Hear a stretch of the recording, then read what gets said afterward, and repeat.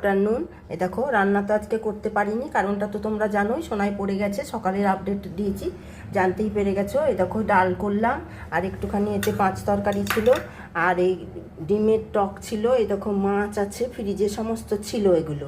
আর এই দেখো একটু আলু পটল ভাজা করলাম। এই দেখো আমাদের তো দুটা তিনটা মানুষ হয়ে যায়। সোনাইয়ের থালা গুছিয়ে নিয়েছি। এই দেখো ডিম আছে, মাছের ডিম ভাজা এই ছিল।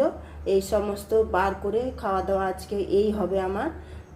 ফ্রিজের আর আজকের মিলিয়ে রান্না বিশেষ করিনি। এই দিয়েই আজকে আমার দুপুরটা চলবে। ঠিক আছে বন্ধুরা, দেখো সোনাই ঠিকঠাক হলে আবার রান্না বান্না করে তখন দেখাবো। এখানে বসে আছে, এমনি হাঁটা চলা তো করতে পারছে না। এইখানটাতেই আমি একটা ছোট্ট টুল নিয়ে আসবো, টুল নিয়ে এসে চৌকির ওপরেই ওকে আমি খাইয়ে দেবো। কারণ আমি তো টানতে পারছি না, বড় ছেলে হয়ে গেছে, আমি কি একলা একলা পারি টানতে? ওর বাবা ধরছে, তিনজনা মিলে কোনো রকম ধরে পেরে চলাফেরা। ঠিক আছে, ওকে খাওয়াই, তারপরে যেমন থাকে জানাবো।